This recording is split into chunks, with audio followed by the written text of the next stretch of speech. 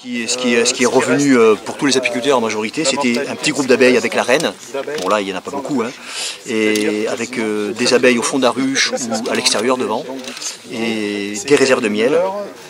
Et voilà, donc des colonies qui étaient viables à l'automne et puis qui sont toutes mortes ensuite au courant de l'hiver.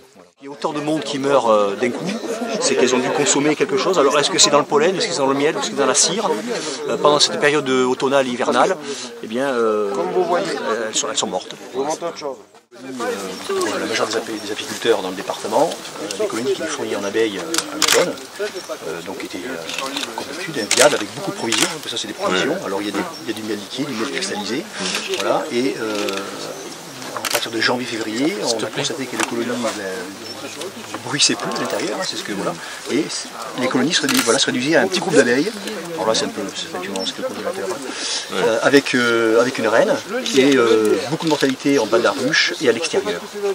Donc elles sont en manque de faim, il y avait de quoi manger, mais il y a eu un dépeuplement de ces colonies pendant la période hivernale. Et on en parlera tout à l'heure, les aléas climatiques plus le réchauffement climatique avec cette flotte qui est tombée cette année n'ont pas pu perturber. Non, pour moi non, ça influe sur les productions, effectivement. Oui. Est-ce qu'il y a eu des changements culturaux, agraires, ici, autour? Le développement du colza, notamment en Dordogne énormément, et du tournesol.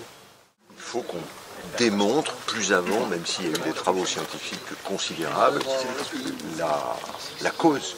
On ne peut pas voir l'effondrement de tout l'écosystème et notamment de tous les insectes pollinisateurs, ce qui va provoquer des conséquences extrêmes sur la productivité de l'agriculture.